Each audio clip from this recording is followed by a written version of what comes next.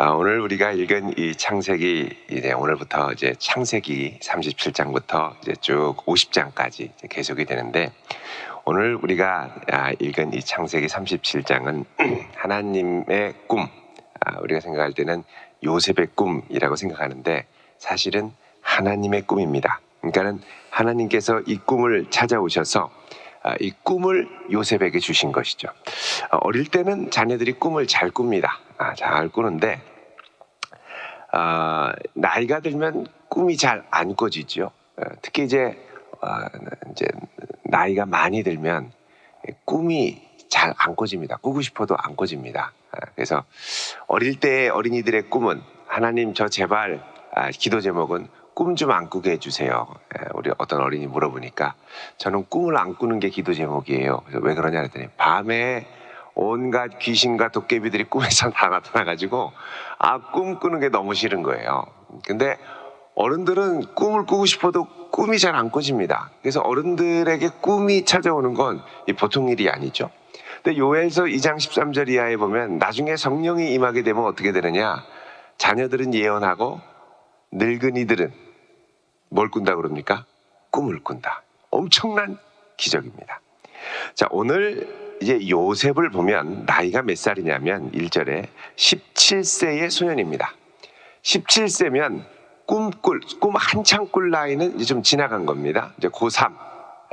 악몽은 꿉니다. 너무 스트레스 받아가지고 막 시험 보는데 막 갑자기 답안지를 밀려 쓰는 꿈, 으악 하고 이제 깨고 그렇게 하는데, 그거 말고 뭐 다른 특별한 꿈을 많이 꿀 때는 이제 조금 지나게 됩니다. 근데 이런 때에 하나님께서 특별한 은혜로 이 요셉에게 꿈을 주셨습니다. 꿈은 내가 꾸는 게 아니라 갑자기 찾아오는 겁니다. 그리고 그 꿈을 내가 이제 찾아온 꿈을 붙들고 믿음으로 이제 나아가야 되죠. 근데 꿈이 갑자기 우리 인생에 찾아오면, 이 꿈이 주변 사람들에게 이 꿈의 내용을 얘기하면 다 기뻐하고 좋아하는 게 아니라, 하나님이 갑자기 찾아와서 나에게 주신 꿈을 주변 사람들에게 이야기를 하면 갈등을 일으킵니다. 항상 여기서 문제인 거죠. 사실 이제 오늘 이 요셉이 꿈을 꿀 때 이 꿈의 내용이 이제 뭐냐면, 이제 볕단이 이제 절을 하고, 7절에 보면 볕단이 둘러서서, 곡식단이죠. 볕단이 아니라 곡식단이 둘러서서 절을 하고, 또 그 다음 꿈을 보니까 9절에 해와 달과 별이 요셉에게 절을 합니다. 자, 이 꿈을 이야기하니까 형들과 아버지가 별로 좋아하지 않죠. 야, 우리가 너한테 절하겠느냐? 너를 찾아가서 절하겠느냐? 땅에 엎드려 절하겠느냐? 10절에 이렇게 얘기를 하죠. 근데 이 이야기를 할 때 상당히 좀 불편한 것 중에 하나가, 이제 요셉이 아버지의 사랑을 독차지하는, 아버지가 요셉을 편애하는 환경이었다는 겁니다. 여러분, 자녀들의 성품과 내면의 이 정서를 망치는 지름길 중에 하나가 편애하는 겁니다. 아빠는 너만 사랑하잖아, 엄마는 너만 사랑하잖아. 이게 이제 독이죠, 독. 그래서 사실 이게 사랑은 공의와 함께 가야 되죠. 하나님이 사랑과 공의의 하나님인데, 한쪽만 너무 사랑하면 그 다음에는 이제 다른 한쪽이 망가지게 됩니다. 아버지가 자기가 정말 사랑했던 아내 라헬이 마지막 이제 죽어가면서 베냐민을 낳고 그 다음에 이제 죽게 되는데, 그러니까 마지막 낳았던 정말 애지중지했던 아들이 요셉이었습니다. 요셉 동생이 베냐민이었죠. 그러니까 이 베냐민을 너무너무 이제 마지막 낳으면서 죽게 되고, 아버지는 이 베냐민에 대한 애틋함이 있고, 특별히 이제 건강하게 이제 막 자라기 시작하는 이 요셉에 대해 특별한 이제 마음을 갖고, 다른 형제에 비해서 이 요셉에게는 뭘 줬냐면 3절에 보면 채색 옷을 입혔습니다. 채색 옷. 여러분이 채색 옷을 입혔다는 건 왕족과 같은 취급을 했다는 거죠. 왕족. 아주 고귀한 자녀들에게 주었던 이 화려한 채색 옷을 입힌, 여러분 팔레스타인 그 양치는 동네에서 채색 옷 입고 다니는 건 흔한 일이 아닙니다. 다 목동들이니까 그냥 대충 입고선 다니는 거지, 채색 옷을 입고 다닌다? 그것만으로도 시기와 갈등을 불러일으키는 아주 이제 큰 요소가 됐습니다. 형들은 다 그냥 보통 뭐 이렇게 이 옷을 입고 다니면 동생만 명품으로 걸치고 다니는 거죠. 그러니까는 형들이 아주 시기 질투를 하는데 이런 요셉에게 꿈이 찾아오는데 아유 와가지고 다 전하네요. 얼마나 화가 나겠습니까? 얼마나 화가 나겠습니까? 여러분 이게 사실은 이 꿈이 올 때 요셉이 뭐 교만하거나 형들을 무시하고 뭐 그런 게 아니었습니다. 요셉은 태어날 때 사랑받는 위치에서 태어났습니다. 그리고 요셉이 꿈을 꿀 때도 내가 꿈꿔야지 하고 꾼 꿈이 아니라 하나님이 갑자기 그를 찾아와서 주신 꿈이죠. 근데 이 꿈이 형제들의 시기와 분노를 일으키고 아주 갈등을 일으키게 됐습니다. 그러니까 내 뜻대로 꾼 꿈이 아닙니다. 근데 사실 이게 이제 우리가 나중에 결말을 알아서 그렇지 하나님이 나중에 이스라엘의 총리가 돼서 모든 사람들이 와가지고 무릎 꿇고 절하게 하고 요셉을 통하여 모든 가족이 구원을 얻는 하나님의 구속사로 봤을 때는 기가 막힌 하나님의 계획으로 우리가 받아들일 수 있지만 그 당시 이 꿈이 처음 찾아왔을 때의 이 당황스러움은 요셉도 왜 그런 꿈을 꾸는지 모르죠. 철없이 뱉었더니 그 다음에 형들이 가만히 있지 않죠. 미워하죠. 아버지도 당황했죠. 근데 아버지는 혼자 11절에 그의 형들은 시기하되 그의 아버지는 그 말을 간직해 두었더라 그럽니다. 마음에 딱 간직해. 여러분 형들이 시기하면 시기심을 조심해야 됩니다. 시기심이 인류 최초의 범죄의 원인이 뭐냐? 시기심이었죠. 시기로 사람을 죽이는 겁니다. 그래서 시기로 요셉이 희생될 위기에 처해 있죠. 12절에 형들이 세겜에 가서 아버지의 양떼를 칩니다. 자, 형들이 어디 있냐면 지금 14절에 보면 헤브론 골짜기에 있습니다. 자, 헤브론 골짜기에서 12절에 있는 세겜까지 가려면 거리로 한 80km를 가야 됩니다. 상당히 먼 거리죠. 그리고 이 세겜은 어디에 있냐면 맨 처음에 이스라엘 백성들이 이 요단강을 건너서 하나님 앞에 맹세할 때 에발산과 그리심산 사이에 서가지고 맹세를 하는데 그 사이 동네가 어디냐? 이 세겜입니다. 사마리아 여인이 물들어 왔던 데도 요 세겜이고 요 세겜. 요 이제 세겜에 가면 그래도 비옥하고 초장들이 많으니까 형들이 이 헤브론 산지에서 여기까지 한 80km 저 남쪽 광야 사막 지방에서 이 북쪽까지 이제 올라오게 되죠. 가서 이 형들을 찾으러 갔는데 없다 그랬더니 어디로 가냐면 도단으로 또 갔다고 그래서 17절에 도단으로 갑니다. 도단은 세겜에서 한 21km가 떨어진, 그러니까 총 100km를 간 겁니다. 그러니까 여러분 이게 거리가 한 100km 정도 되면 멀리서 아버지의 시선이 벗어나고 주변의 목자들 다 알면 그 근처에서 범죄를 저지르면 그걸 목격했던 다른 목동들이 보고할 수 있죠. 알려줄 수 있는데 아무의 이 시선도 닿지 않는 그 먼 곳까지 이때 시기심이 마음에 부글부글 끓으면 충분히 범죄할 수 있는, 나는 네가 보지 않는 사이에 뚝딱 해치웠다 이렇게 되는 겁니다. 자, 이 위기 가운데 점점점 요셉이 몰려가죠. 여러분 이게 우리가 이제 생각할 게 우리가 정말 하나님이 주신 마음으로 무언가를 시작하려고 할 때 나는 선한 의도로 시작하려고 하지만 주변의 시샘과 시기로 나를 이렇게 막 끌어내리려고 할 때가 있습니다. 꿈이 갈등을 일으키는 거죠. 우리 자녀들도 그렇습니다. 하나님께서 주신 꿈, 이거는 어느 날 불현듯 갑자기 찾아옵니다. 부모님의 기도 제목이 주님, 우리 아이 하나님 앞에 귀하게 쓰임받게 해주세요. 근데 이 아이가 어느 날 무슨 계기를 통해서 제가 뭘 하겠다고 나서고 또 꿈을 꾸고 나서 내가 뭘 이제부터 해야겠다고 나서면 그건 대부분 부모님의 기대와 예상과 다르게 갈 때가 많습니다. 그때는 어떻게 되냐면 부모님이 당황하는 거죠. 야, 내가 너 이거 하라고 키운 줄 아냐? 너 이거 하라고 학교 보낸 줄 아냐? 너 이거 하라고 내가 교육시킨 줄 아느냐? 하지 마. 너 이거 하면 난 더 이상 돈 안 대줘. 이렇게 되는 거죠. 그리고 거기로 갔는데 주변에 온통 시기 질투 막 커나가기가 어려운 환경이 되는 겁니다. 그래서 여러분, 이 부모님들이 자녀들이 정말 하나님의 멋진 꿈을 갖고 잘 크고 하나님 앞에 쓰임 받기를 원할 때 그 쓰임 받는 양상은 항상 세상 사람들이 여기는 야 쟤는 신동이다 잘한다 막 어릴 때부터 잘해서 막 이게 아닌 경우가 많습니다.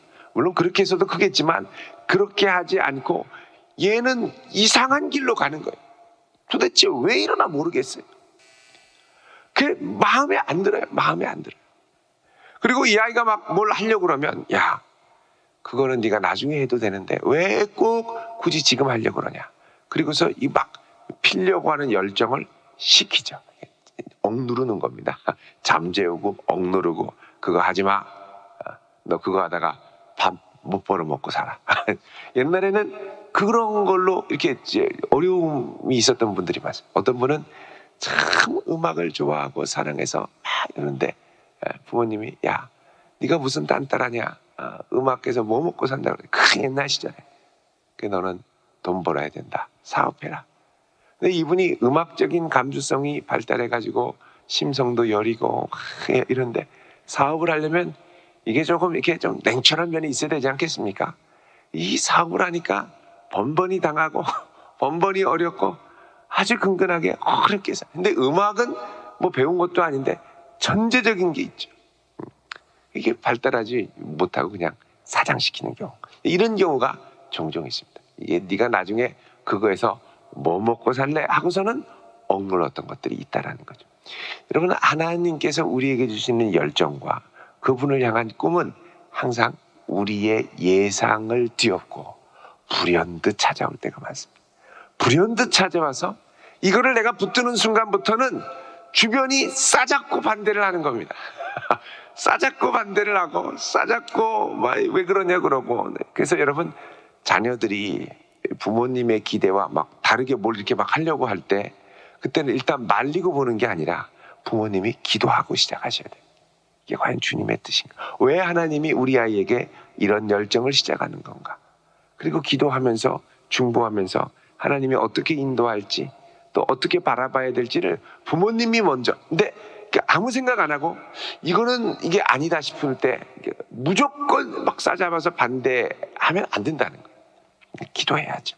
하나님의 꿈이 왜 이 아이를 찾아오실까? 또 어른들도 그렇습니다. 갑자기 하나님이 나에게 어떤 열정을 주시는데 하나님을 위해서 이걸 내가 하고 싶다. 근데 생각해 보니까 주변에서 다 비웃는 거예요. 왜 그러냐? 여러분, 항상 하나님의 꿈이 시작될 때는 불현듯 찾아오는 겁니다. 여러분, 11절에 야곱이 형들은 다 시기하고 말도 안 된다고 그러면서 막 화내고 분노할 때 그 말을 왜 간직해 두었을까요? 저는 이것이 야곱이 경험했던 꿈 때문에 그렇다고 생각합니다. 야곱이 자기 마음에 이 장자권에 대한 열망으로 팥죽 한 그릇으로 딱 이제 바꿔서 장자권을 소유하게 된 다음부터 이제 죽이려고 그러죠. 형이 미워하죠. 아버지한테 가서 내가 원했던 것도 아니고 엄마가 가가지고 막 시켜서 떠밀어가지고 아버지한테 가서 떨리는 목소리로 장자권의 축복을 받고 그리고선 속여가지고 할 수 없이 도망가서 목숨을 부지하고 큰일 났다. 왜 그랬을꼬? 형이 미워하고 이거는 말도 안 되는 건데 그리고선 도망가다가 베델에서 돌베개 메고 잤죠. 근데 그때 뭐가 찾아왔느냐? 하나님의 꿈이 야곱을 찾아왔습니다. 나는 끝난 줄 알았는데 정말 실패한 인생인 줄 알았는데 거기서 잠을 자는데 꿈에 사다리가 이 땅에서 하늘까지 쫙 연결이 된 거예요. 우리 교회 들어올 때 보면 오른쪽에 요 파란 스테인드 글라스 있지 않습니까? 그게 제목이 뭐냐? 야곱의 사다리입니다.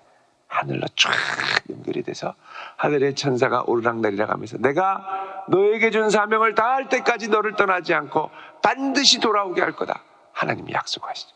이게 끝난 줄 알았는데 나 혼자인 줄 알았는데 아무도 나를 반겨주지 않고 다 패륜하고 다 못된 일을 한 사람으로 생각할 줄 알았는데 여기에서 하나님이 나를 붙드시고 하늘과 땅이 연결이 됐다는 걸 비로소 깨닫게 됩니다. 그래서 하나님의 주신 꿈은 종종 사람들이 칭찬하는 것과 다른. 그래서 사실 하나님의 꿈은 넓은 길, 모두가 찾는 길이 아니고 좁은 길, 좁은 문으로 들어가는 꿈인 경우가 많이 있습니다.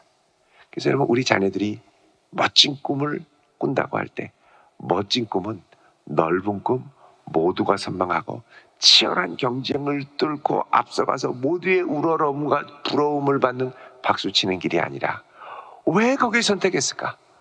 왜 하필이면 너냐? 거기는 남들도 가지 않는 거고 누구도 가지 않는데 왜 네가 가냐? 요런 길, 요런 길이 좁은 길, 좁은 문입니다. 우리가 다 사실 요셉과 같은 꿈을 꾸고 야곱과 같은 하늘 사다리가 연결되기를 원하지만 그 전후의 상황을 보면 이 꿈을 소유한다는 건 얼마나 위험천만한 일인지 모릅니다.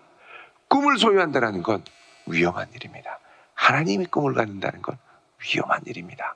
끝까지 위험을 감수하고 주님을 의지하고 갈 수 있는 일. 그래서 사실 이 꿈을 소유하게 될 때 주변 사람들은 뭐 해야 되느냐? 기도해 줘야 됩니다.